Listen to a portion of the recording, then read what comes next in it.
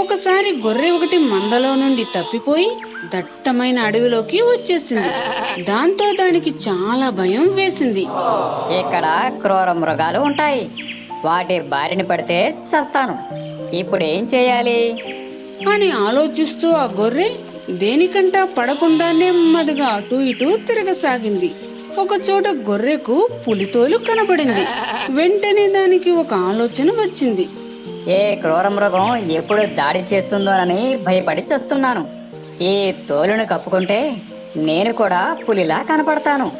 అప్పుడు నా జోలికి ఎవ్వరూ రారు అని అనుకుంది. వెంటనే గొర్రె ఆ తోలును తీసుకుని కప్పుకుంది. అప్పుడు అది వింత జంతువులా కనపడసాగింది. పులిలా ఉన్న వింత ఆకారాన్ని చూసి అడవిలోని జంతువులని భయంతో పరుగులు తీశాయి. చివరకు పులులు, సింహాలు కూడా గతుక్కుమన్నాయి. అది చూసి గొర్రెకు చాలా సంతోషం కలిగింది. నన్ను చూసి అందరూ భయంతో పారిపోయేవారే కానీ ధైర్యంగా నాకు ఎదురు నిలబడేవారు ఈ అడవిలో ఇంతవరకు పుట్టలేదు. ఇక ముందు పుట్టబోడు మామా అని నవ్వుకుంటూ హాయిగా ఆనందంగా తిరగసాగింది. ఒకరోజు కాలువ ఒడ్డుకు షికారుకు వెళ్ళింది. అక్కడి ప్రదేశమంతా పచ్చటి గడ్డితో ఎంతో అందంగా ఉంది. ఆ లేత గడ్డిని చూడగానే దానికి నోరూరింది. వెంటనే ఎంతో హుషారుగా గడ్డి మేయడం మొదలుపెట్టింది. సరిగ్గా అప్పుడే ఒక పులి దాహం తీర్చుకోవడానికి వచ్చి గొర్రెను చూసింది. అరే, ఇదేమి విచిత్రం! పులి జాతికి చెందిన జంతువు గడ్డి మేయడమా? టైగర్ ఆకలితో చావనైనా చస్తుంది కానీ టైగర్ ఫుడ్ తినదే. అందులోకి అడ్డమైన గడ్డి అస్సలు మేయదు. నాకేదో తేడా కొడుతుంది అని ఆలోచించి ఒక్కసారిగా గర్జించింది. పులిని చూసి అమ్మో, నిజమైన పులి, దొరికితే చేస్తాను అని తన ప్రాణాలను రక్షించుకోవడానికి వేగంగా పరుగు తీసి అక్కడి నుండి పారిపోయింది. ఇంతలో గొర్రె కప్పుకుని ఉన్న పులితోలు దాని ఒంటి మీద నుండి జారిపోయింది. అది చూసి పులి నోరెళ్లబెట్టింది. ఈ సంగతి తెలిసి అడవిలోని జంతువులన్నీ పడి పడి నవ్వుకున్నాయి. ఒకసారి ఒక జాలరి గాలం తీసుకుని అడవిలో ఉన్న చెరువు వద్దకు వచ్చాడు. చెరువులో గాలం వేసి ఎదురు చూడసాగాడు. ఎంతసేపు గడిచినా ఒక్క చేప కూడా పడలేదు. ఈ ఆల బేత్త నడుస్తున్నట్టుంది. ఎంతసేపు చూసినా ఒక్క చేప చెక్కలేదు. ఇప్పుడు వెళ్ళిపోయి రేపు వస్తే మంచిది అనుకుని బయలుదేరబోతూ ఏదో గుర్తొచ్చినట్టు అమ్మో, చేపను పట్టుకెళ్ళకపోతే రోజంతా పస్తులు ఉండాలి. మళ్ళీ ఒకసారి ట్రై చేస్తాను అనుకుని మరొక్కసారి గాలం వేశాడు. కొంతసేపటికి ఒక చిన్న చేప గాలానికి చిక్కుకుంది. అరే రే, పిల్ల చేప! ఎంతసేపు ఎదురు చూసినందుకు ఆ దొరికేదేదో కథ పెద్ద చేపైనా దొరకలేదు. మరి ఇలాంటి పిల్ల చేప దొరికింది. ఏదోలే, గుడ్డి కన్నా మెల్లనై అన్నట్టు ఈ చేపనే పట్టుకెళ్ళి ఎప్పుడూ చేస్తే సరిపెట్టేసుకుంటాను అని దానిని తీసుకునే ప్రయత్నం చేశాడు. ఇంతలో ఆ చిన్న చేప ఓ జాలరి, నా మాట విను అని అన్నది. ఏంటి ఇనేది? నేను నిడిచేసేమంటావు అంతేనా అని వెటకారంగా అన్నాడా జాలరి. అది కాదు, నా ప్రాణ స్నేహితులు కొందరు ఈ చెరువు అడుగు బాగాన ఉన్నారు. ఉన్నట్టుండి వారికి నేను కనిపించకపోతే కంగారు పడతారు, బెంగ పెట్టుకుంటారు. నేను వాళ్ళ దగ్గరకు వెళ్ళి జరిగిన విషయం చెప్పి వాళ్ళతో కొంత సమయం గడిపి వెంటనే వచ్చేస్తాను. ఆ తర్వాత నన్ను నీ వెంట తీసుకుని వెళ్ళిపోదువు గాని అని బ్రతిమాలిందా చేప.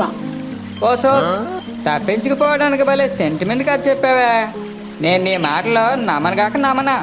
నిన్ను వదిలేదే లేదు అని దానిని తీసుకోబోయాడు. అయినా ఆ చిన్న చేప అతడిని చాలా బ్రతిమాలింది. కాళ్ళ వేళ్ళ పడింది. ఓవైపు దాన్ని చూస్తే జాలేస్తుంది, మరోవైపు ఏమో నమ్మబుద్ధి కావట్లేదు. ఏడు చేయాలో నాకైతే అర్థమైతే లేదు. సరే, పోతే పోయింది, పిలిచాపే కదా అని మనసులో అనుకుని సరే వెళ్ళేసి తొందరగా వచ్చాయి. ఇచ్చిన మాట మాత్రం తప్పక అని ఆ జాలరి చేపను విడిచిపెట్టాడు. అంతే, ఆ చిన్న చేప ఆనందంతో వేగంగా చెరువు అడుగు భాగానికి వెళ్ళిపోయింది. అక్కడ తన మిత్రులను కలుసుకుంది. కొంత సమయం వారితో సరదాగా గడిపింది. తరువాత నెమ్మదిగా జరిగిన విషయమంతా చెప్పింది. అదంతా విని దాని మిత్రులు కన్నీళ్లు పెట్టుకున్నాయి. తిరిగి వెళ్ళవద్దంటూ ప్రాధేయపడ్డాయి. ఇచ్చిన మాట తప్పితే మనం బ్రతికి ఉన్నా చనిపోయినట్టే లెక్క. ఆ జాలరి నా కోసం ఎదురు చూస్తూ ఉంటాడు. ఇక నేను వెళ్తాను అని బయలుదేరింది. దాని వెనకే దాని మిత్రులు కూడా బాధపడుతూ రాసాగాయి. ఆ చిన్న చేప మరలా తిరిగి రావడం చూసి జాలరి ఆశ్చర్యపోయాడు. ఓ జాలరి, నేను అడిగిన వెంటనే నా మిత్రులను కలుసుకునే అవకాశం ఇచ్చినందుకు నీకు ధన్యవాదాలు. ఇక నేను నీ వెంట రావడానికి సంతోషంగా సిద్ధంగా ఉన్నాను. నన్ను తీసుకుని వెళ్ళు అన్నదా చేప. సరేనంటూ అతడు దానిని ఆనందంగా తీసుకోబోయాడు. ఇంతలో మరో పెద్ద చేప ముందుకు వచ్చి, ఓ జాలరి, నేను దానికంటే పెద్దదాన్ని. నీకు కడుపు నిండా ఆహారంగా నేను సరిపోతాను. నన్ను తీసుకుని పో. నా మిత్రురాలిని విడిచిపెట్టు. అని బ్రతిమాలింది. మరింత పెద్ద చేపని చూసి జాలరికి భలే ఆనందం వేసింది. ఆ వెంటనే చాలా పెద్ద చేప ముందుకు వచ్చి, ఓ జాలరి, నన్ను తీసుకుని పో. నేను నీకు వారానికి సరిపడా ఆహారంగా సరిపోతాను. నా స్నేహితురాలిని విడిచిపెట్టు అని వేడుకుంది. అంత పెద్ద చేపను చూసి సంతోషం పట్టలేక జాలరి ఎగిరి గంతేశాడు. ఆ చెరువులో ఉన్న చేపలన్నీ అలా ఒకదాని తర్వాత మరొకటి ముందుకు వచ్చి తమ మిత్రుణ్ణి విడిచిపెట్టమని తనను తీసుకువెళ్ళమని కోరడంతో జాలరి ఆలోచనలో పడ్డాడు. స్నేహితులంటే వీళ్ళ కదా. అని అనుకున్నాడు. ఆ చేపలను చూసిన జాలరికి చాలా ముచ్చట వేసింది. చేపలారా, మీది చాలా గొప్ప స్నేహం. మీలాంటి స్నేహితుల్ని విడదీయాలనుకోవడం మహాపాపం. నేను ఈరోజు పస్తులున్నా పర్వాలేదు కానీ మిమ్మల్ని అందరూ విడిచిపెట్టేస్తున్నాను. నేను ఇక ఎప్పుడు ఈ చెరువు దగ్గరికి రాను. అందరూ హాయిగా జీవించండి అని చెప్పి అక్కడి నుండి వెళ్ళిపోయాడు. దాంతో ఆ చేపలన్నీ ఆనందంగా ఎగురుతూ కేరింతలు కొట్టసాగాయి. అడవిలో తెలివి తక్కువ ఏనుగొకటి ఉండేది. అది ఏమాత్రం పని పాట లేక ఊరకే తిరుగుతూ ఉండేది. కనిపించిన ప్రతి జంతువును విసిగిస్తూ ఉండేది. ఆ ఏనుగోసారి కుందేళ్లు దాహం తీర్చుకుని చెరువులోకి దిగి చిలకలాడింది. దాంతో మంచినీరంతా తాగడానికి పనికి రాకుండా బురదగా మారిపోయింది. అది చూసిన కుందేళ్లకు చాలా కోపం వచ్చింది. రే బండోడా, కొండంత ఉన్నావు, బండేడు తింటున్నావు, నీళ్ళన్నీ పాటు చేసావు, బుద్ధేమీ లేదా? అంటూ గట్టిగా అరిచాయి అవి. చిన్న కుందేళ్లు సైతం అలా అంటూ ఆట పట్టిస్తూ ఉండేసరికి ఏనుక్కు కోపం వచ్చింది.